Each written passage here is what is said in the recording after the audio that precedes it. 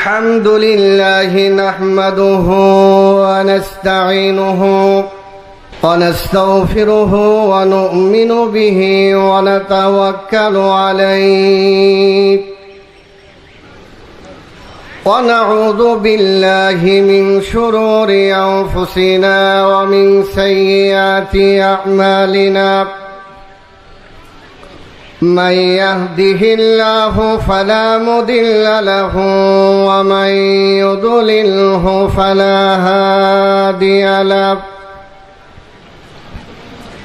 ونشهد أن لا إله إلا الله وحده لا شريك له ونشهد أن سيدنا وحبيبنا ومولانا محمدا عبده ورسوله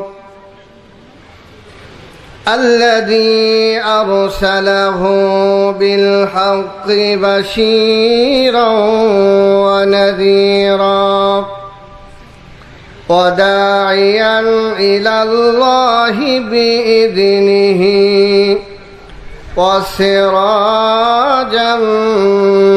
منيرا فقد قال الله تبارك وتعالى في كلامه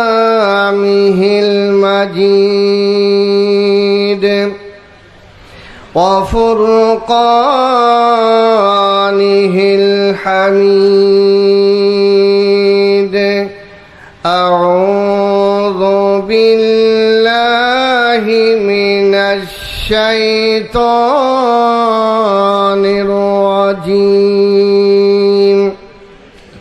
بسم الله الرحمن الرحيم ومن الناس من يشري نفسه ابتغاء مرضات الله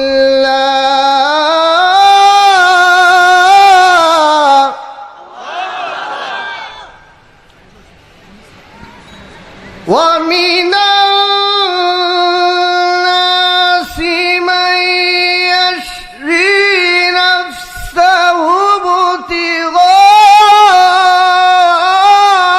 ابتغاء مرضات الله والله رؤوف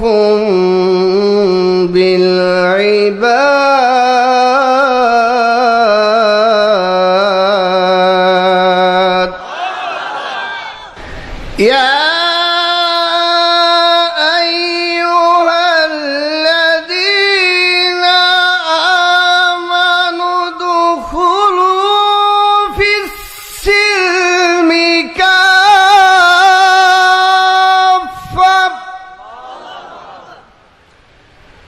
ولا تتبعوا خطوات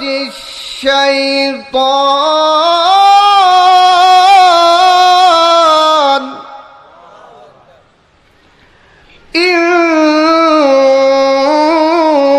إنه لكم عدو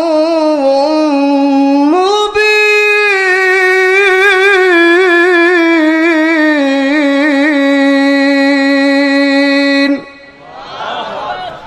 وعن ثوبان رضي الله تعالى عنه أنه قال قال رسول الله صلى الله عليه وسلم لا تزال طائفة من أمتي ظاهرين على الحق لا يضرهم من خذلهم حتى يأتي أمر الله وهم كذلك أو كما قال عليه الصلاة والسلام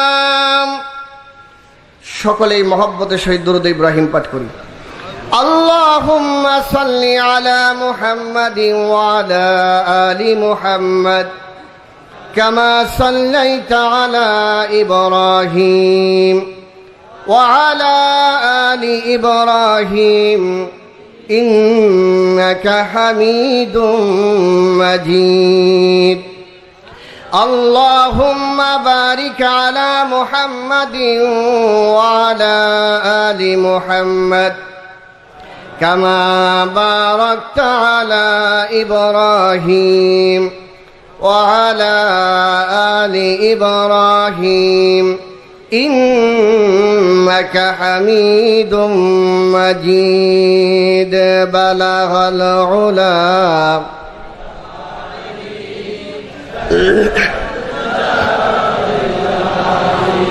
حسنت جميع خصاله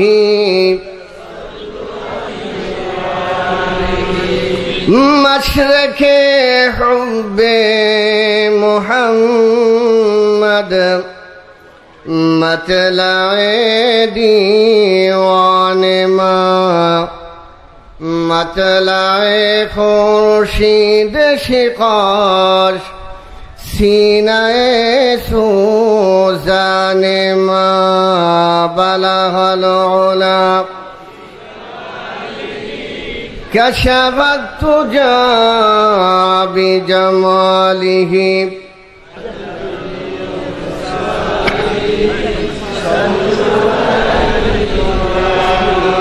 لا إله إلا الله لا إله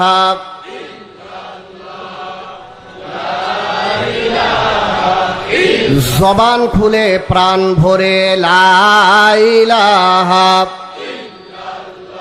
আরো জোরে লা ইলাহা ইল্লাল্লাহ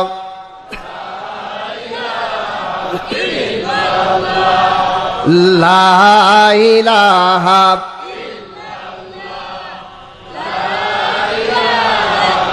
ভাইজান যার দিলে আছে আল্লাহর ভয় আল্লাহ আল্লাহ সব সময় আহার নিদ্রা ভালো লাগে না আহার নিদ্রা ভালো লাগে না ভালো লাগে শুধু ইল্লাল্লাহ লা ইলাহা লা ইলাহা ইল্লাল্লাহ মুহাম্মাদুর রাসূলুল্লাহ সাল্লাল্লাহু আলাইহি ওয়াসাল্লাম। 22 মাইল পশ্চিম পাড়া ব্যবসায়ী ও শ্রমিক বৃন্দের উদ্যোগে বার্ষিক তাফসীরুল কোরআন মাহফিলে উপস্থিত অত্যন্ত শ্রদ্ধাভাজন সভাপতি জনাব আলহাজ মোহাম্মদ সাইদুর রহমান সাইদ সাহেব, প্রধান অতিথি, বিশেষ অতিথিবৃন্দ উপস্থিত আছেন স্টেজে এবং আমার সামনে এই জাতির কর্ণধার মুআজ্জাজ মুকাররম হযরত উলামা ইকরাম, কোনাবাড়ি, 22 মাইল, কাশিমপুর, আমবাগ এবং অন্য অন্য অঞ্চল থেকে আগত বিভিন্ন পর্যায়ের সামাজিক ব্যক্তিবর্গ, আমার সামনে উপবিষ্ট দিনদার, ইমানদার, মুত্তাকি, পরহেজগার, পিতৃতুল্য মুরব্বিয়ানে আযম, প্রাণপ্রিয় যুবক বন্ধুগণ, স্নেহের ছোট্ট ভাইয়েরা, পর্দার আড়ালে অবস্থানরত সতী সাধবী, সর্বগুণে গুণান্বিতা আমার শ্রদ্ধেয়া মা ও বোনেরা, আমরা সর্বপ্রথম আল্লাহ রব্বুল ইজ্জতুল জালালের দরবারে শুকরিয়া আদায় করি যে মহান রব্বুল ইজ্জতুল জালাল দয়া করে, মায়া করে সমস্ত বাধা বিপত্তিকে উপেক্ষা করে কোরআনের আলোচনা শোনার জন্য আমাদেরকে জান্নাতি সামিয়ানার নিচে সুন্দর মনোরম একটি পরিবেশে বসার মতন সুযোগ করে সেই বিশ্বজাহানের প্রতিপালকের দরবারে আবেগ আপ্লুত কণ্ঠে হৃদয়ে সবটুকু আবেগকে উজাড় করে দিয়ে আকাশ বাতাস মুখরিত করে আমরা কালিমাত শুকর আদায় করি আলহামদুলিল্লাহ সুবহানাল্লাহি ওয়া বিহামদিহি আদাদা খালকিহি ওয়া রিদওয়ানা নাফসিহি ওয়া জিনাতা আরশিহি ওয়া মিদাদা কালিমাতি। প্রিয় বন্ধুগণ, কোরআন কার পক্ষ থেকে আসে? আল্লাহ রাব্বুল আলামিনের পক্ষ থেকে কোরআন আসে।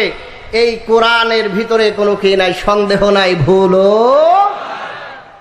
আল্লাহ রাব্বুল আলামিন বলেন তানজিলাম মিম্মান খালাকাল আরদা ওয়াস সামাওয়াতিল উলা।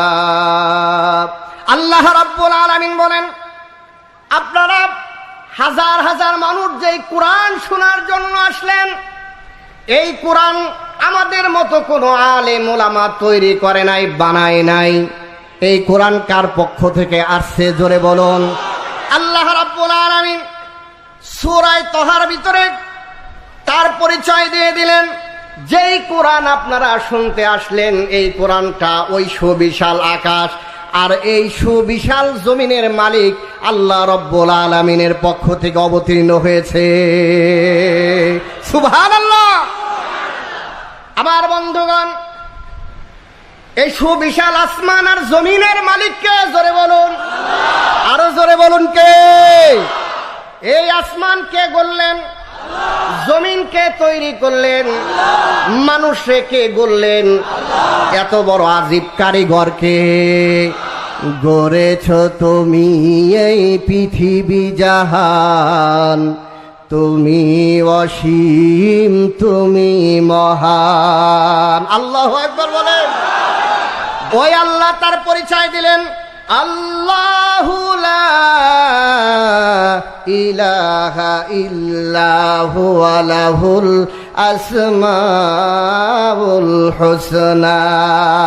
আল্লাহু আকবার বলেন। আল্লাহ রাব্বুল আলামিন নিজে কোরআনের ভিতরে তার পরিচয় দিয়ে বলতেছেন আল্লাহ হলেন তিনি যিনি ছাড়া কোনো ইলাহ নাই, মাবুদ নাই। যত সৌন্দর্য মণ্ডিত নাম আছে সব ওই আল্লাহর জন্য নির্ধারিত। সুবহানাল্লাহ। সব ভালো নাম কার? আরো জোরে বলেন, সব ভালো নাম কার? আল্লাহর নাম কয়টা? গুণবাচক নাম কয়টি? 99টি গুণবাচক নাম। কোন কোন বর্ণনায় আছে 1000 নাম। কত নাম? 1000 নাম। আল্লাহু আকবার বলেন। আল্লাহর 99 নামের সাথে দেবদেবীদের নামের কোনো মিল আছে? আরো জোরে বলুন, মিল আছে। কিন্তু আমাদের দেশের এক নাস্তিক এই দেশে বলার সাহস পায় নাই, মামুদের দেশে গিয়ে বলেছে আল্লাহর 99 নাম আর দেবদেবীর নামের মাঝে কোনো পার্থক্য নাই। জোরে বলেন, বলেছিল কিনা? আমরা সত্য কথা, হক কথা, এগুলো থেকে কখনোই আমরা পিছপা হইতে রাজি। সে কেন বলল? সে মুসলমান নাম তার, সে এই দেশের মাটিতে বলার সাহস পায় নাই। মামুদের দেশে গিয়ে বলল আল্লাহর 99 নাম আর দেবদেবীর নাম সব হলো সমান। নাউজুবিল্লাহ বলেন। ও নাস্তিক ভালো করে জানে, বাংলাদেশের তাওহীদি জনতার সামনে যদি আল্লাহর 99 নামের সাথে বেয়াদবি করা হতো, এই জমিনে তাকে থাকতে দেওয়া হতো না। মুসলমানরা জুতা পিটা করে ওরে মামুদ দেশে পাঠিয়ে দিত। কথাগুলো ঠিক কিনা?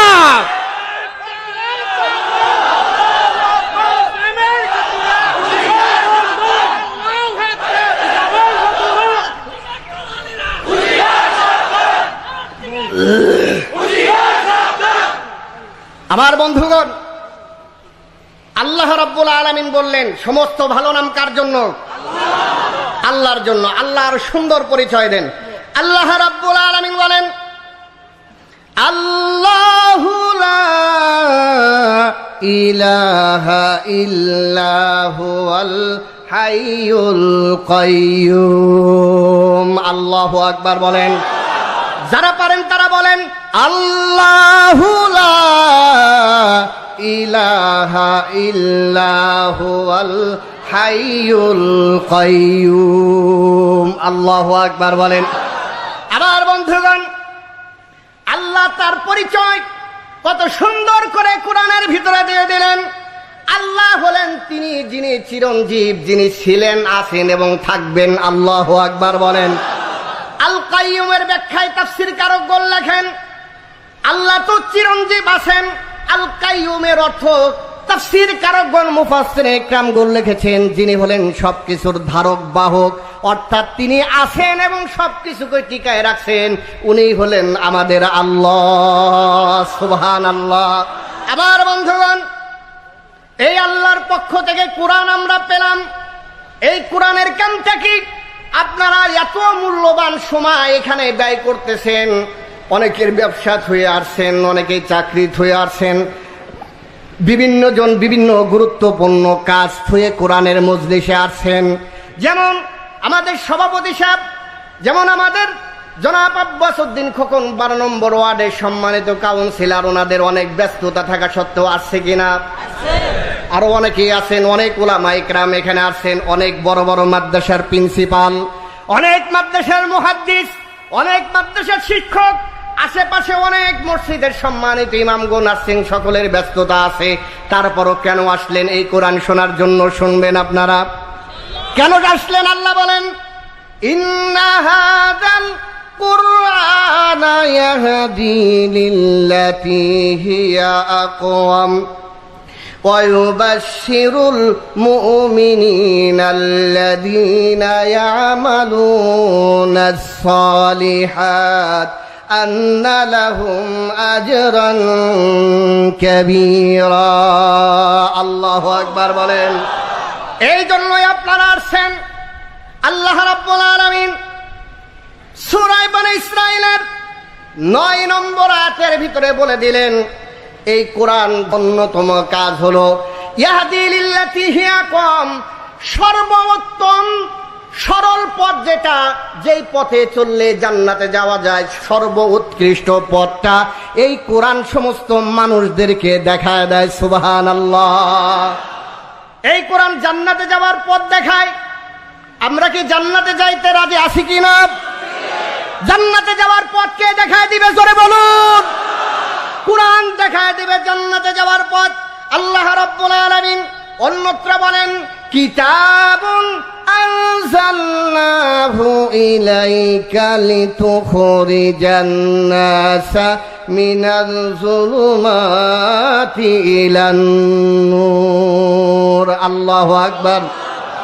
আল্লাহ রাব্বুল আলামিন সূরা ইব্রাহিমের ভিতরে 1 নম্বর আয়াতে 14 পারা 14 নম্বর পৃষ্ঠায় আল্লাহ রাব্বুল আলামিন বললেন এমন একটা কিতাব শোনার জন্য আপনারা আসছেন, যেই কিতাবটা মানুষদেরকে ঘোর অন্ধকার থেকে এমন জায়গায় নিয়ে যাবে, আলোর পথে নিয়ে যাবে। ওই আলোর পথের নাম হলো জান্নাত। আলোর পথের নাম কি?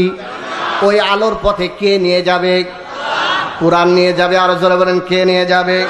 কোরআন নিয়ে যাবে।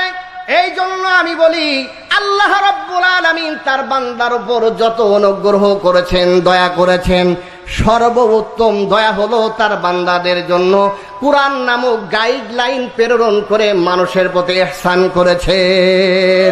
কথা বলুন ঠিক কিনা? কোরআন যত নিয়ামত আল্লাহ দিয়েছেন তার ভিতরে সর্বোত্তম নিয়ামত হলো বান্দাদের উপর কোরআন। জোরে বলুন ঠিক কিনা? তার কারণ এই কোরআন মানুষকে কোথায় নিয়ে যায়? আরো জোরে বলেন, কোথায়? যেমন তুমি দিলে জমিন, দিয়েছো আসমান, সুখের সমাজ গড়তে দিলে তেমনি কোরআন। কথা বলেন ঠিক কিনা? যেমন তুমি দিলে জমিন, দিয়েছো আসমান, সুখের সমাজ গড়তে দিলে তেমনি কোরআন তোমার দয়ায় ফুরান দয়ায় ফুরান দয়ায় ফুরান তোমার দয়ায় ফুরান জোরে বলুন ঠিক কিনা যেমন তুমি দিলে জমিন দিয়েছো আসমান সুখের সমাজ গড়তে দিলে তেমনি কোরআন তোমার দয়ায় ফুরান দয়ায় ফুরান দয়ায় ফুরান তোমার দয়ায় ফুরান আমার বন্ধুগণ আল্লাহ রাব্বুল আলামিন তার বান্দাদেরকে অনেক আদর করে বানায়ছেন অনেক মহব্বত করে বানায়ছেন অনেক মহব্বত তার বান্দাদেরকে আল্লাহ করেন এই জন্য মহব্বত করে বানাইয়া কুরআন নামক নিয়ামত দান করলেন যাতে বান্দা জান্নাতে যাইতে পারে জাহান্নামে না যায় আল্লাহু আকবার বলে কত আদর করে আমার আল্লাহ আমারে আপনারে বানাইলেন পয়গম্বর নূহ ৯৫০ বছর পর্যন্ত তার উম্মতদেরকে দাওয়াত দিয়েছেন কত বছর ৯৫০ বছর পর্যন্ত হযরতে পয়গম্বর নূহ আলাইহিস সালাতু ওয়াস সালাম তার কওমকে দাওয়াত দিলেন ১ বছর নয় ২ বছর নয় কত বছর ৯৫০ বছর পর্যন্ত দাওয়াত দেওয়ার পরে এই ৯৫০ বছরের মেহনতের ফল হলো ৮০ জন বা ৮২ জন মানুষ ইসলাম গ্রহণ করলো দাওয়াত কবুল করলো আর কোনো মানুষ দাওয়াত কবুল করে না এমন পরিস্থিতিতে দাওয়াত শুধু কবুলই করে না এমন নয় বরং পয়গম্বর নূহের উপর অত্যাচার শুরু করে দিল বিভিন্নভাবে জুলুম নির্যাতন বিভিন্নভাবে হয়রানি অপদস্থ অপমানিত যখন করা শুরু করে দিল পয়গম্বর নূহ ধৈর্য হারা হয়ে আল্লাহ রাব্বুল আলামিনের কাছে দোয়া করে বসলেন কুরআনের ভিতরে আল্লাহ তুলে ধরলেন অকালা নূহুর রাব্বি লা তাযার আলাল আরদি মিনাল কাফিরিনা দাইয়ারা আল্লাহু আকবার বলেন বন্ধুগণ আমার কুরআন বলছে আল্লাহর পয়গম্বর গুসায় এসে আল্লাহর দরবারে দুখানা হাত তুলে বললেন রব্বুল আলামিন যেই জাতি তার নবীর কথা শোনে না নির্যাতন করে জুলুম করে অত্যাচার করে এমন জাতি জমিনে রাখার দরকার নাই তাদের সব কিছু তুমি ধ্বংস করে দাও নাউজুবিল্লাহ পয়গম্বরের জবান তো পবিত্র জবান পাক জবান আল্লাহ ওয়ালাদের জবান পাক জবান শুধু পয়গম্বর না এই নবীর অনেক উম্মত আছে যারা যদি কোনো মানুষের ব্যাপারে আহ ও শব্দ উচ্চারণ করেছে ওর ১৪ গোষ্ঠী আল্লাহ ধ্বংস করে দিয়েছে কথা বলুন ঠিক কিনা বন্ধুগণ আমার হযরতে নূহ দোয়া করার পরে আল্লাহ রাব্বুল আলামিন বললেন নূহ কিস্তি তৈরি করেন কিস্তি বানানোর পরে নৌকা বানানোর পরে যে ৮০-৮২ জন মানুষ ইসলাম গ্রহণ করেছিল তাদেরকে নিয়ে সমস্ত জীব জানোয়ার হায়াওয়ান জানোয়ার এক এক জোড়া করে নিয়ে পয়গম্বর নূহ যখন ওই কিস্তি বানানো হয়ে যায় ওই কিস্তি বানানো দেখে তৎকালীন কিছু বাটপার আর শয়তানেরা টিটকারি করেছিল কিনা যেই জাতি যত বড় পয়গম্বরদের সাথে বেয়াদবি করবে আল্লাহ তাদের শিক্ষাও তার থেকে কয়েক গুণ বেশি দেন কথা বলেন ঠিক কিনা এই জাতি দেখলো এই যে নৌকা বানাইতেছে আমরা খাবার পানি পাই না আর বেটা কি চালাবে নৌকা চালাবে মরুভূমি এটা হাসির কথা না তো এর লেগা লিডারেরা এই নৌকার ভিতরে পায়খানা শুরু করে দিল নাউজুবিল্লাহ বলেন পায়খানা করতে করতে যখন পুরা কিস্তিটা পরিপূর্ণ হয়ে গেল এখন শেষ পর্যন্ত এক বুড়ি চোখ দেখে না অন্ধ হাঁটতে লাঠি লাগে কয়েকজন তারে দাঁড় করানো লাগে। এমন একজন বুড়ি এ দেখলো আমার জাতি আমার কওমের লোক নূহের নৌকায় পায়খানা করে আসে, এমন কাজ থেকে আমি যদি মাহরুম থাকি তাহলে তো ইতিহাস আমাকে স্মরণ করবে না, আমাকে লাঞ্ছনা দেবে, অপদস্থ করবে, অপমানিত করবে। অতএব এই বরকতময় কাজে আমিও কি হয়ে যাই, শরীক হয়ে যাই।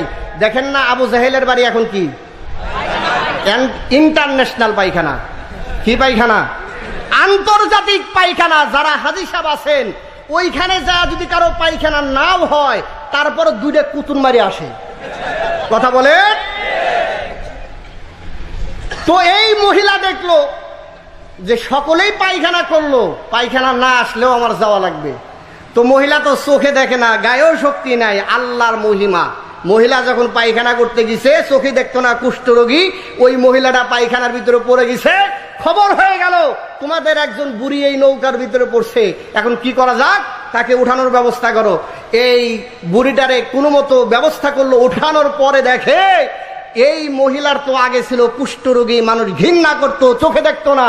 এই মহিলাটা ওই কিস্তির থেকে ওঠার পরে দেখে চোখও দেখে, কুষ্ঠরোগও ভালো হয়ে গেছে। সুবহানাল্লাহ বলেন। জনগণ মনে করল এত অনেক বরকতের পায়খানা, এত অনেক বরকতের পায়খানা, যেই পায়খানার ভিতরে পড়লে কুষ্ঠরোগী ভালো হয়ে যায়, যে রোগী ভালো করার জন্য কোনো ডাক্তার পারে না, ওষুধে কাম হয় না, গাছগাছরায় কাম হয় না। এত সুন্দর যে পায়খানা, বরকতময় পায়খানা, এই পায়খানারে আর এখানে রাখা যাবে না, এই বরকত জিনিস নুহকে দেওয়া যাবে না। যখন এই পায়খানায় কুষ্ঠ রোগী ভালো হয়ে যায়, চোখ ভালো হয়ে যায়, এখন যার যা ছিল শিশি বোতল হাড়ি বদনা সব কিছু নিয়ে আসে হযরতে নূহের কিস্তির কাছে পায়খানা নেওয়ার জন্য। সুবহানাল্লাহ বলেন। বাটপারি করছিল কারা? আরো জোরে বলেন। কওমের লোক নূহের সাথে কি করেছিল? আল্লাহ কয় তোরা কিস্তিতে পায়খানা করবি, যেই কিস্তি আমি আল্লাহ বানাইতে বলেছি, আমি আল্লাহ তোদের চোখে মুখে আর খাওয়াইয়া এই পায়খানা আমি পরিষ্কার করেই ছাড়বো। সুবহানাল্লাহ বলেন।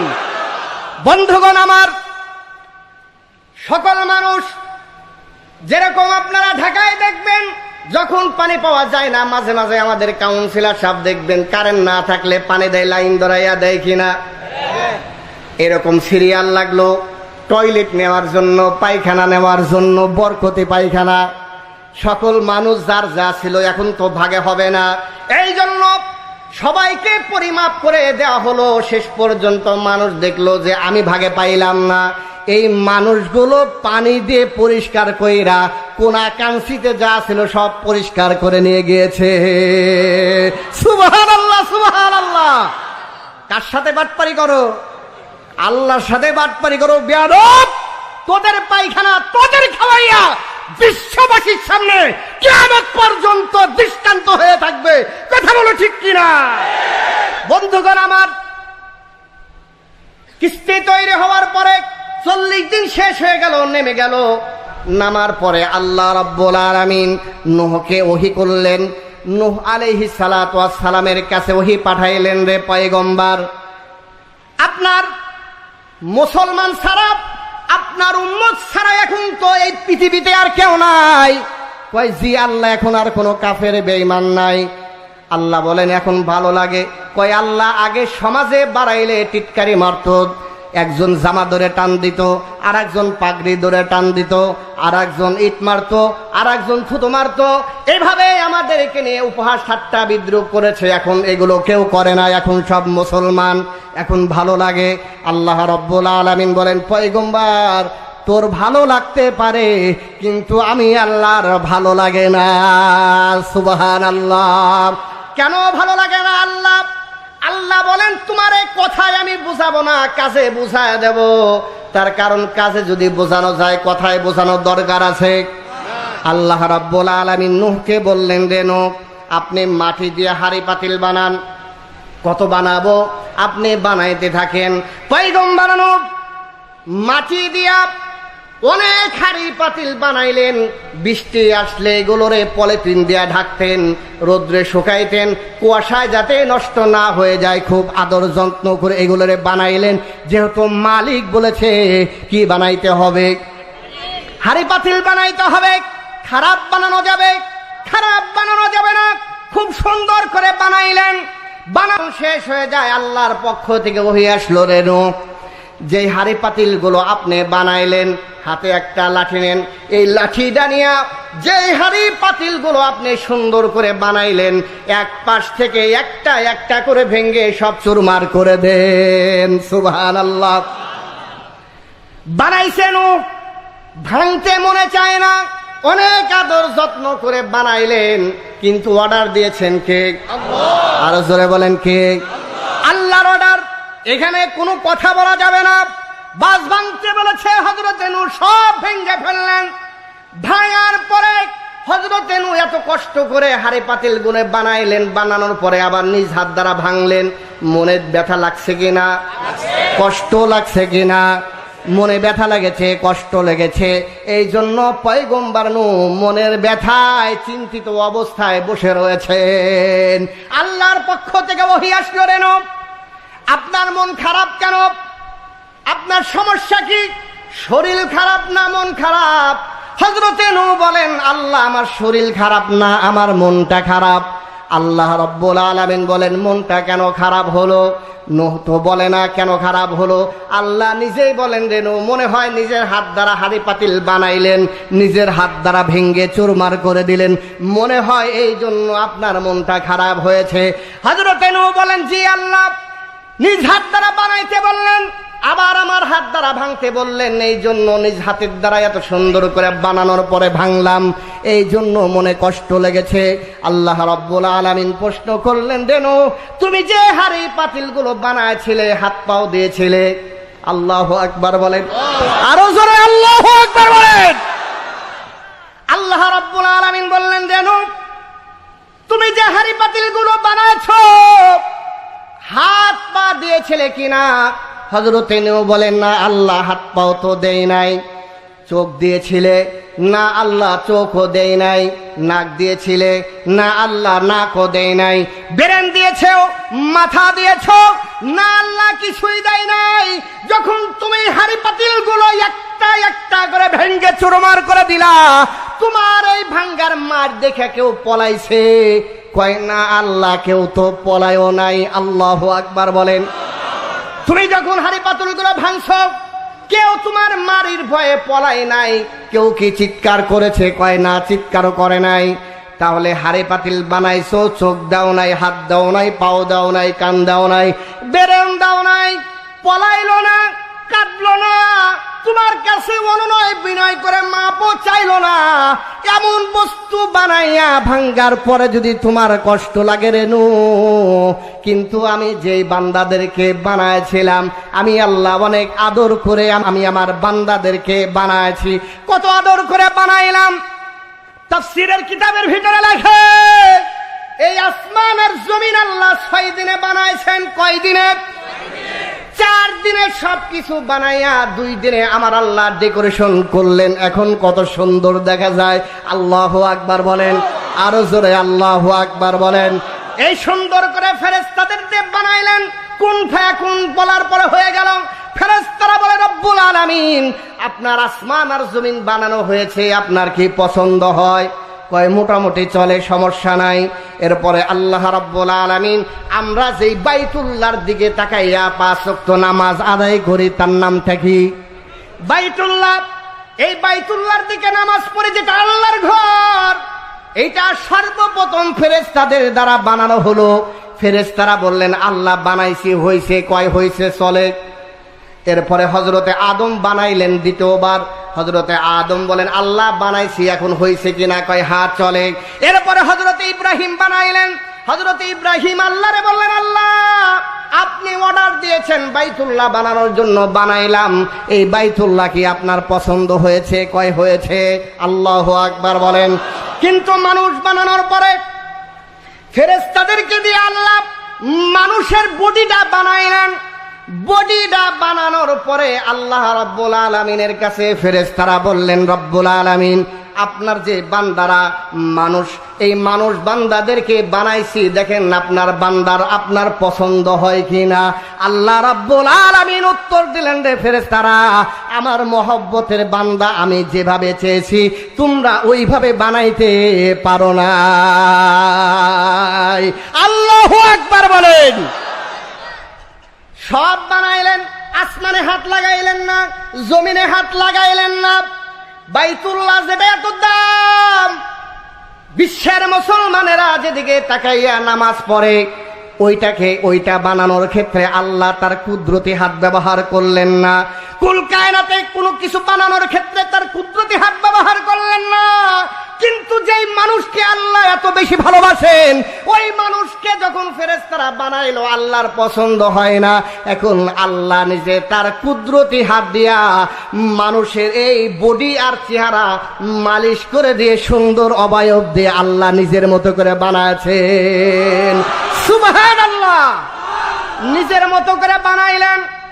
এরপরে আমাদের জানটা আল্লাহ নিজে কুদরতি ভাবে ফু দিয়া, নাক দিয়া ফু দিয়া আমাদের ভিতরে জানটা দিয়ে দিলেন। তাহলে আল্লাহ নিজের পছন্দ মতো করে বানাইয়া, কুদরতি ভাবে বানাইয়া এই বান্দাদেরকে কোথায় পাঠাইতে চান? আরো জোরে বলেন, কোথায় পাঠাইতে চান? জান্নাতে পাঠাইতে চান, জাহান্নামে যাওয়ার জন্য নয়। এই জন্য আল্লাহ রাব্বুল আলামিন যুগে যুগে আম্বিয়া আলাইহিস সালাতু ওয়াস সালামদের পাঠাইয়া এই মানুষদের হিদায়াতের জন্য জান্নাতে যাওয়ার রাস্তা দেখায় দিয়েছে। জোরে বলেন ঠিক কি না? আল্লাহ রাব্বুল আলামিন বলেন, ওয়ালাকাদ বা'আসনা ফি কুল্লি উম্মাতির রাসূলা আনি ইবুদুল্লাহ ওয়াজতানিবুত তাগুত। আল্লাহু আকবার বলেন। সূরা আন-নাহলের 36 নম্বর আয়াতে 14 নম্বর পারা 10 নম্বর পৃষ্ঠার ভিতরে আমার আল্লাহ রাব্বুল আলামিন বলেন, প্রত্যেক যুগে যুগে আমি আল্লাহ পয়গম্বর পাঠাইছি, আম্বিয়া পাঠাইছি, নবী পাঠাইছি। যেই পয়গম্বরেরা এই আদরের বান্দাদেরকে, মহব্বতের বান্দাদেরকে আল্লাহর দিকে রাস্তা দেখাইয়া জান্নাতে নেওয়ার ব্যবস্থা করবে, যাতে করে আদরের বান্দারা শয়তানের ধোঁকায় জাহান্নামে না যায়। সুবহানাল্লাহ।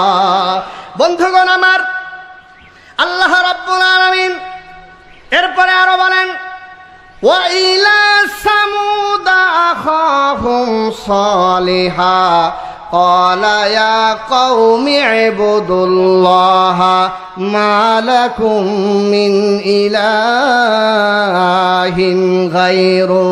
আল্লাহু আকবার বলেন। সূরা আরাফের 73 নম্বর আয়াত 8 নম্বর পারার 18 নম্বর পৃষ্ঠায় আল্লাহ রাব্বুল আলামিন বলেন, হযরতে সালেহ আলাইহিস সালাতু ওয়াস সালামকে তার কওমের নিকটে পাঠাইলাম। হযরতে সালেহ এসে তার জাতিকে বলেন, ইয়া কওমি ইবুদুল্লাহ, হে আমার জাতি, তোমরা এক আল্লাহর ইবাদত করো, ওই আল্লাহ ছাড়া কোনো ইলাহ নাই। সমস্ত নবীগণ, সমস্ত আম্বিয়া আলাইহিস সালাতু ওয়াস সালাম জমিনে এসে উম্মতদেরকে কার দিকে দাওয়াত দিয়েছেন? আরো জোরে বলেন, কার দিকে? সমস্ত নবীরা এক আল্লাহর দিকে দাওয়াত দিলেন, এক আল্লাহর দিকে দাওয়াত দিলেন। কোরআনে অসংখ্য আয়াত আছে। আল্লাহ রাব্বুল আলামিন বলেন, ওয়াইলা আদিন আখাহুম হুদা ক্বালা ইয়া কওমি ইবুদুল্লাহা মা লাকুম মিন ইলাহিন গায়রু। আল্লাহু আকবার বলেন। সব কিছু পরিবর্তনের মালিককে আল্লাহ। সুন্দর আবহাওয়া যে আল্লাহ আপনাদের জন্য কোরআন শোনার জন্য তৈরি করে দিয়েছেন, ওই আল্লাহর কোরআন ছেড়ে কেউ বাড়ি যাইতে পারে? এত সুন্দর আবহাওয়া আজ কয়দিনে পাইছেন? আর এই কোরআনের বরকতে। কিসের বরকতে? এই কোরআন ছেড়ে বাসায় যাওয়া যাবে না। যতক্ষণ চলবে ততক্ষণ কোরআন শুনতে কারা কারা প্রস্তুত আছে? হাত তুলে দেখায় দাও। সকলে বলে আল্লাহু আকবার। লিল্লাহি তাকবীর, লিল্লাহি তাকবীর। আল কোরআনের আলো, কোরআন সুন্নাহর আলো। নারায়ে তাকবীর। সকলে হাত নামান, আল্লাহ কবুল করে জোরে বলেন আমিন। বন্ধুগণ আমার, আল্লাহ রাব্বুল আলামিন সূরা আরাফের 66 নম্বর আয়াতে 8 নম্বর পারার 17 নম্বর পৃষ্ঠার ভিতরে বলে দিলেন, হযরতে হুদ আলাইহিস সালাতু ওয়াস সালামকে তার কওমের নিকটে পাঠাইলাম। হযরতে হুদ তার কওমে গিয়ে বললেন, ইয়া কওমি ইবুদুল্লাহ, হে আমার জাতি, এক আল্লাহর ইবাদত করো, মালাকুম মিন ইলাহিন গায়রু, এই আল্লাহ ছাড়া ইবাদতের উপযুক্ত কেউ নাই। সুবহানাল্লাহ। বন্ধুগণ আমার, সমস্ত পয়গম্বররা যখন এমন সমাজে এক আল্লাহর দাওয়াত দেন যে আল্লাহ সম্পর্কে অনেকেই জানে না, পরিচিত না, অনেকেই এই আল্লাহ সম্পর্কে জানা সত্ত্বেও নবীদের বিরোধিতা করে বসলো। সকলেই বলে আল্লাহর ইবাদত করো, আল্লাহ ছাড়া কোনো ইলাহ নাই। এখন কিছু মানুষ দেখলো যদি আল্লাহর ইবাদত করি, আল্লাহর দাসত্ব করি, তাহলে তো অন্য কারো গোলামি করা যাবে না, ইবাদত বন্দেগী করা যাবে না, আমাদের মাদ্দারি থাকবে না, নেতাগিরি থাকবে না, আমরা যে অত্যাচারগুলো করি, জুলুম করে মানুষের উপর নির্যাতন করে, এগুলো চলবে না। এই জন্য এই মানুষগুলো কি দাওয়াত কবুল করেছে না নবীদের বিরোধিতা করেছে? প্রত্যেক জামানার উম্মতেরা তাদের নবীদের সাথে বেয়াদবি করেছে। নাউজুবিল্লাহ বলেন। নবীগণ যখন কওমের লোকদেরকে আল্লাহর ইবাদতের দাসত্বের দাওয়াত দিলেন, তখন কওমের লোকেরা 3 ভাগে বিভক্ত হয়ে যায়। 3 শ্রেণীর মানুষ এই আল্লাহর পয়গম্বরদের বিরোধিতা করেছে। কয় শ্রেণীর মানুষ? 3 শ্রেণীর মানুষ। নিজের পক্ষ থেকে কোনো কথা বলি না, কোরআন থেকে প্রমাণ করে দিলে আপনারা শুনবেন তো? আরো জোরে বলেন। কোরআন থেকে প্রমাণ করা হবে। 3 শ্রেণীর মানুষ আবহমান কাল থেকে কোরআনের বিরোধিতা করেছেন। ওই মানুষগুলোর পরিচয় আল্লাহ রাব্বুল আলামিন দিয়ে দিলেন। আল্লাহ রাব্বুল আলামিন বলেন, ওয়া ইলা মাদিয়ানা আখাহুম শুআইবা ক্বালা ইয়া কওমি ইবুদুল্লাহা মা লাকুম মিন ইলাহিন গায়রু। একই দাওয়াত দিলেন আমার কওমের লোকেরা, আল্লাহর দাসত্ব করে ইবাদত করো, তিনি ছাড়া কোনো ইলাহ নাই। এই কথা বলার সাথে সাথে এক শ্রেণীর মানুষ খেপে যায়। প্রথম শ্রেণী হলো তৎকালীন যারা নেতা ছিল, ক্ষমতাবান ছিল, রাষ্ট্রের মালিক যারা ছিল, এই শ্রেণীর মানুষ এই পয়গম্বরের উপর সর্বপ্রথম খেপে যায়। নাউজুবিল্লাহ। লোকেরা কি বলল? কোরআন বলছে, ক্বালাল মাউল্লাযী নাস্তাকবারু মিন কওমিহি লানুখরিজান্নাকা ইয়া শুআইব ওয়াল্লাযীনা আমানু মা'আকা মিন ক্বরিয়াতিনা আও লাতাউদুন্না ফী মিল্লাতিনা ক্বালা আওয়ালাউ কুন্না কারিহিন। আল্লাহু আকবার বলেন। সূরা আরাফের 88 নম্বর আয়াত 9 নম্বর পারার 1 নম্বর পৃষ্ঠায় দলিল সহ বলে যায়, যাতে করে বলতে না পারেন হুজুর মুখস্থ কথা বলে গেছে, এই কথা যাতে বলার সুযোগ না থাকে। পৃষ্ঠা নম্বরও বলে দিলাম। 9 নম্বর পারার কয় নম্বর পৃষ্ঠা? 1 নম্বর পৃষ্ঠা। হযরতে শুআইব যখন এই দাওয়াত দিল, দাওয়াত দেওয়ার সাথে সাথে ক্বালাল মালাউল্লাযীনা ইসতাকবারু মিন কওমি, তার কওমের যে লোকগুলো অহংকারী করত, মালাউন মানে নেতা, মালাউন মানে রাষ্ট্র ক্ষমতা, রাষ্ট্র শক্তি, এই রাষ্ট্র শক্তি আর নেতারা হযরতে শুআইবকে বলতেছে, শুআইব তুমি যে দাওয়াত দাও, এই দাওয়াত দেওয়া থেকে যদি বিরত না থাকো, তাহলে তোমাকে আর যারা তোমার প্রতি ঈমান আনবে আমরা আমাদের এই এলাকা থেকে বিতাড়িত করে দেব। নাউজুবিল্লাহ। আমার বন্ধুগণ, এরপরে আসেন হযরতে ইব্রাহিম আলাইহিস সালাতু ওয়াস সালাম যখন বললেন, ওয়া ইব্রাহিম ইয ক্বালা লিকওমিহি ইবুদুল্লাহা ওয়াত্তাকু, যখন বললেন কওমের লোকেরা উবুদুল্লাহ, আল্লাহর ইবাদত করো, আল্লাহরে ভয় করো, তখন তার কওমের লোক কি উত্তর দিল? ফামা কানা জাওয়াবা কওমিহি ইল্লা আন ক্বালু কুতুলুহু আও হাররিকুহু ফাআনজাহুল্লাহু মিনান নার। আল্লাহু আকবার বলেন। সূরা আনকাবুতের 24 নম্বর আয়াত, 20 নম্বর পারা, 18 নম্বর পৃষ্ঠার ভিতরে আল্লাহ রাব্বুল আলামিন হযরতে ইব্রাহিম যখন এক আল্লাহর দাওয়াত দিলেন, তখন তারা কওমের লোকেরা বলল, বেটা তুমি আর কাম পাও না, আমরা যেই লাত উজ্জা মানাতের ইবাদত করি, বিভিন্ন মূর্তির পূজা করি, এইগুলো বাদ দিয়া নতুন এক আল্লাহর ইবাদতের কথা বলো। তুমি যদি এই কথা থেকে বিরত না হও, তুমি যদি এই কথা থেকে তোমার কথা যদি উড্ড না করে নাও, তাহলে তোমাকে হত্যা করব, অথবা তোমাকে জ্বালাইয়া বৎস বানাইয়া দুনিয়া থেকে বিদায় দিয়ে দেব। নাউজুবিল্লাহ। বন্ধুগণ আমার, এইরকম প্রত্যেক জামানায় নবীরা তার কওমকে জান্নাতে নেওয়ার জন্য আল্লাহর ইবাদতের কথাটা বলেছেন। নবীরা নিজেদের স্বার্থে কোনো কথা, যেহেতু আল্লাহ আমাদেরকে আদর করে বানাইছেন কোথায় নেওয়ার জন্য? আরো জোরে বলেন, কোথায় নেওয়ার জন্য? জাহান্নামে নেওয়ার জন্য নয়। এই জন্য আগেই দৃষ্টান্ত দিলাম, কত আদর করে বানাইলেন জান্নাতে নেওয়ার জন্য। এইরকম একজন পয়গম্বর হলেন হযরতে জাকারিয়া আলাইহিস সালাতু ওয়াস সালাম। হযরতে জালিলুল কদর পয়গম্বর হযরতে জাকারিয়া এই হক কথা বলার কারণে, আল্লাহর দাওয়াত দেওয়ার কারণে যত নির্যাতন জুলুম অত্যাচার কাফের বেঈমানদের উপর থেকে পয়গম্বরদের উপর এসেছে, তারা মাথা পেতে সহ্য করে নিয়েছে। তারা হক কথা বলা থেকে কখনো বিরত থাকে নাই। সুবহানাল্লাহ। পয়গম্বর আমাদের শিক্ষা দিয়ে গিয়েছে, হক কথা বলতেই হবে। জোরে বলেন ঠিক কিনা? আরো জোরে বলেন ঠিক কিনা? পয়গম্বর শিক্ষা দিয়ে গেছে আমাদের, আমরা যাদের উত্তরসূরি তারা শিক্ষা দিয়ে গেলেন। কে শিক্ষা দিয়ে গেলেন? হযরতে জাকারিয়া আলাইহিস সালাতু ওয়াস সালামের যেই জামানায় প্রেরিত হয়েছিলেন, ওই জামানার বাদশাহ হযরতে জাকারিয়ার একজন উম্মত ছিল। এই বাদশা প্রথম পর্যায়ে ভালো মানুষ ছিল, হযরতে জাকারিয়ার কথা শুনতো, মানতো, সব কিছুই ঠিক ছিল। কিন্তু এক সময় সমস্যা হয়ে যায়।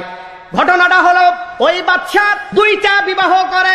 2টা বিবাহের ভিতরে দ্বিতীয় স্ত্রী যে বিবাহটা করেছে, ওই দ্বিতীয় স্ত্রীর সাথে একজন যুবতী কন্যাও ছিল, সুন্দরী কন্যা ছিল। এই দ্বিতীয় স্ত্রী দেখল, আমার কন্যা বিবাহের উপযুক্ত হয়ে গেছে, এখন যদি অন্য কোথায় বিবাহ দেই তাহলে তো রাজার অন্য কোনো সন্তানাদি নাই, এই রাজার টাকা পয়সা যা আছে সম্পদাদি সব তো অন্য ভাগ বসাবে, এমনকি এই রাজার রাজত্বের উপর ভাগ বসাইতে পারে। এই জন্য মহিলার ভিতরে কুবুদ্ধি আসলো, মহিলার ভিতরে শয়তানি বুদ্ধি আসলো। এই মহিলা ওই বাচ্চাকে ডেকে বলতেছে, বাচ্চা, এই কন্যার অভিভাবক হইলাম আমি, এই কন্যা সুন্দরীর দিক দিয়েও তো কম না, এই কন্যা আমি তোমার সাথে বিবাহ দিতে চাই। নাউজুবিল্লাহ। ওই বাচ্চা বললেন, আমার তো নবী আছে, নবীর সাথে পরামর্শ করা ছাড়া তোমার কথায় আমি কোনো উত্তর দিতে পারবো না, তোমার কথার কোনো আমি জবাব দিতে পারবো না। ওই স্ত্রী লোক বলল, ঠিক আছে, যাও তোমার নবীর সাথে পয়গম্বরের সাথে তুমি কথা বলে এসো। বন্ধুগণ আমার, হযরতে জাকারিয়ার কাছে যখন তার উম্মত বাদশা আসলো, আসার পরে বলতেছে, হযরতে জাকারিয়া, আমি একটা মাসলার জন্য আপনার কাছে আসছি, একটা ফতোয়া জানার জন্য আপনার কাছে আসছি। হযরতে জাকারিয়া বলেন, কি ফতোয়া বলো? মাসলাটা হলো, আমার দ্বিতীয় স্ত্রীর একজন কন্যা আছে, মেয়ে আছে, বিবাহের উপযুক্ত হয়েছে আমার স্ত্রী, ওই মেয়ের গার্জিয়ান, সে বলতেছে ওই মেয়েটাকে আমার সাথে বিবাহ দিবে। এখন আপনি বলেন, ওই মেয়ের সাথে আমার বিবাহ বন্ধনে আবদ্ধ হওয়া জায়েজ আছে কিনা? হযরতে জাকারিয়া আলাইহিস সালাতু ওয়াস সালাম বললেন, মেয়ের মাকেও ভোগ করতে চাও, মেয়েকেও ভোগ করবা, একসাথে দুইজনরে ভোগ করবা, এটা শরীয়তে কি নাই? আরো জোরে বলেন, কি নাই? একটা তো শরীয়তের কথা, আর একটা হলো সামাজিক কথা।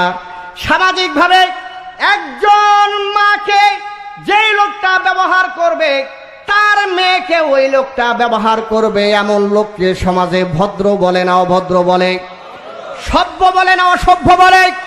আরো জোরে বলেন, সভ্য বলে না অসভ্য বলে?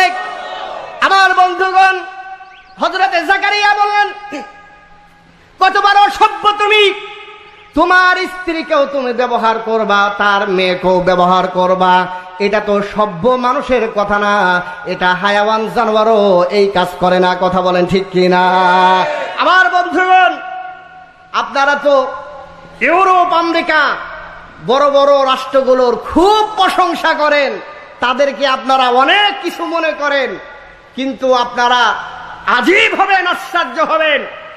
আমাদের অর্থ সম্পদ কম থাকতে পারে, আমাদেরকে আল্লাহ সোনার টুকরা, হীরার টুকরা একটা বাংলাদেশের মতো জমিন আল্লাহ আমাদেরকে দান করেছেন। সুবহানাল্লাহ বলেন।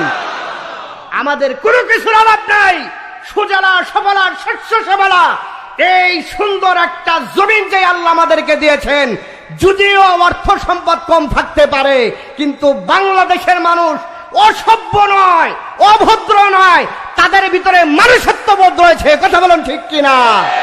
কিন্তু তোমরা যাদেরকে সভ্য বলো, উন্নতির রোল মডেল বলো, ওদের সব থাকতে পারে কিন্তু ওদের চরিত্র নাই।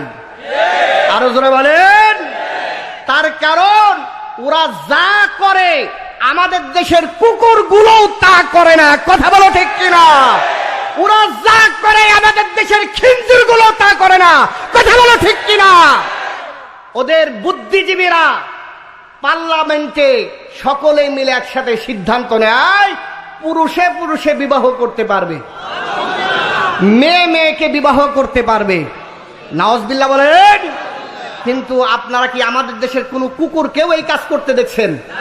তাহলে বোঝা গেল ওই হায়াওয়ান জানোয়ারগুলো আমাদের দেশের কুকুরের থেকেও নিকৃষ্ট। কথা বলেন ঠিক কিনা? এটা আমার কথা নয়। উলাইকা কাল আনামি বাল হুম আদল উলাইকা হুমুল গাফিলুন। আল্লাহু আকবার বলেন। আল্লাহ রাব্বুল আলামিন বলেন, ওরা তো তোমাদের দেশের কুকুর না, কুকুর থেকেও যদি আরো কোনো নিকৃষ্ট প্রাণী থাকে, ওই হায়াওয়ান জানোয়ার গুলো এগুলোর থেকেও আরো নিকৃষ্ট। কথা বলেন ঠিক কিনা? আমাদের দেশে তাদের অনুসরণ করে কিছু কুলাঙ্গার সাহস দেখাইতে চাচ্ছে, এই সমকামী নামে একটা সংগঠন তারা এই বাংলার পবিত্র জমিনে শুরু করতে চায়। আপনারা দেখেছেন এবার পহেলা বৈশাখ উদযাপনের যে মিছিলটা হয়েছিল, ওই মিছিলের পরে 20-30 জন যুবক যুবতীরা সমকামী নামে একটা ব্যানার নিয়ে মিছিল বের করতে চেয়েছিল, কিন্তু আমাদের দেশের পুলিশদেরকে ধন্যবাদ জানাই, তারা ওই মিছিলকে বন্ধ করে দিয়েছে, করতে দেয় নাই। কথা বলে ঠিক কিনা? আমরা পুলিশদেরকে আরো ধন্যবাদ জানাইতাম। এটা মুসলমানদের দেশ, এটা শাহজালাল আবাদীর দেশ, এটা শাহপরানের দেশ, শাহ খান জাহানানির দেশ, এটা শাইখুল হাদিস আল্লামা আজিজুল হকের দেশ, এটা শামসুল হক ফরিদপুরের দেশ, এই দেশে হযরতে আমিনী ঘুমায় আছে, এইটা বঙ্গবন্ধুর দেশ, উনি একজন মুসলমান, এটা রাষ্ট্রপতি জিয়ার দেশ, উনি একজন মুসলমান। এমন দেশে কেউ সমকামী হবে, কোন সংগঠন বের করবে, এটা সাহস তো দূরের কথা, ওদেরকে ওই জায়গায় জুতা দিয়ে পিটাইয়া জাহান্নামে পাঠায় দেওয়ার দরকার ছিল। কথা বলে ঠিক কিনা?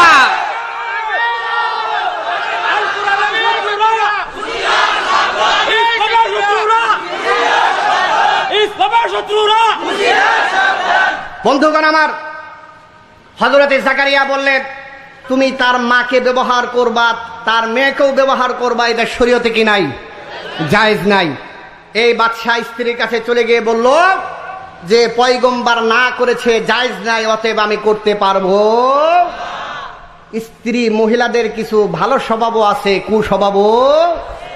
বেগমের যারা পূজা করে আছে না নাই?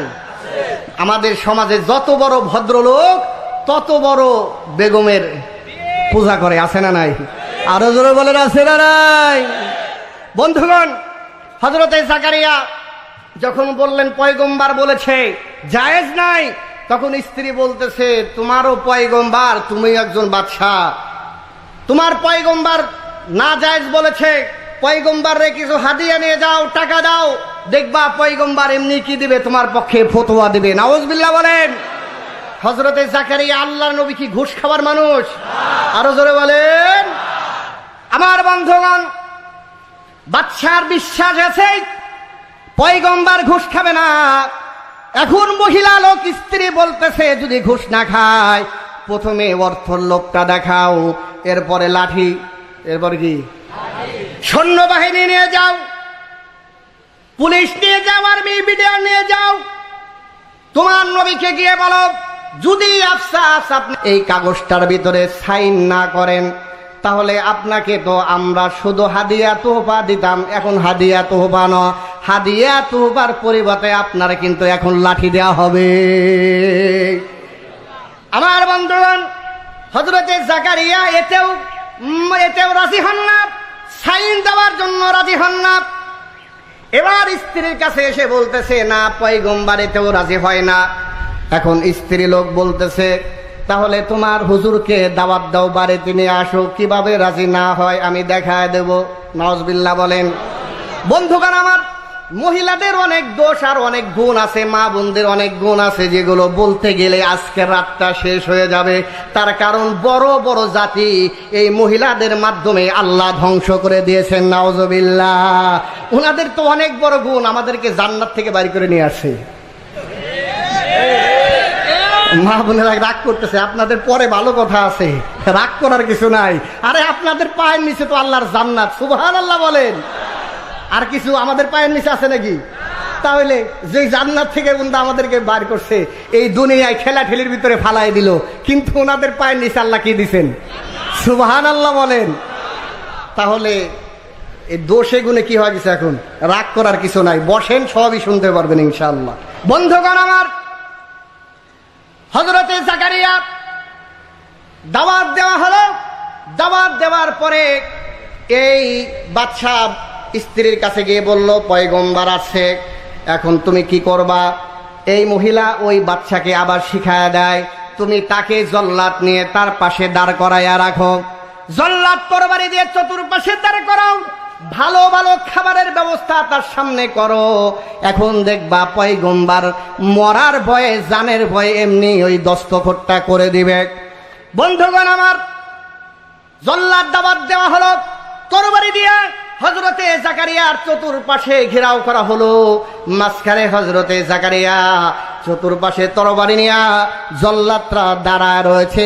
দস্তখত যদি না দেয়, সাইন যদি না দেয়, তাহলে কল্লাটা উড়াইয়া দিবে। পয়গম্বর দেখলেন এখন তো উপায় নাই, এই জন্য কৌশল অবলম্বন করলেন। কৌশলটা হলো, হযরতে জাকারিয়া বললেন, বাদশা তুমি তো আমার উম্মত, তোমার কাছে বলি আমি একটু ভেবে চিন্তে দেখি, চিন্তা করে দেখি তোমাদের এই ফতোয়াটা কোনো মতো জায়েজ করা যায় কিনা, বা কোনো সুরত আছে কিনা, কোনো পদ্ধতি আছে কিনা একটু দেখি, তারপরে ফতোয়ার উপর সাইন করব, আমাকে একটু চিন্তা করার সুযোগ দাও। এই কথা বলার পরে বাদশা তার স্ত্রীকে বলেছে, হুজুরের দিল মনে হয় একটু নরম হয়েছে। হুজুরের দিল কি টাকা পয়সায় আর ভয়ে নরম হয়েছে? আল্লাহু আকবার বলেন। বন্ধুগণ আমার, হযরতে জাকারিয়া এদের থেকে সাময়িকভাবে মুক্তি পেল, এই জল্লাদদের থেকে সাময়িকভাবে মুক্তি পেল, বাদশা থেকেও সাময়িকভাবে মুক্তি পেল। মুক্তি পেয়ে হযরতে জাকারিয়া বলেন, এই দেশেই আমি আর থাকবো না। যেই দেশের উম্মতেরা নবীর উপর অত্যাচার করে, জুলুম করে, এই জায়গায় থাকা কি হবে না? ঠিক হবে না। এই জন্য আরেক কওমের কাছে চলে গেলেন। যাওয়ার পরে ওই কওমের লোকেরা হযরতে জাকারিয়াকে আশ্রয় দিলেন, তার কারণ পয়গম্বর সম্পর্কে তাদের জানা আছে, আশ্রয় দিয়েছেন। সকাল হয়ে যায়।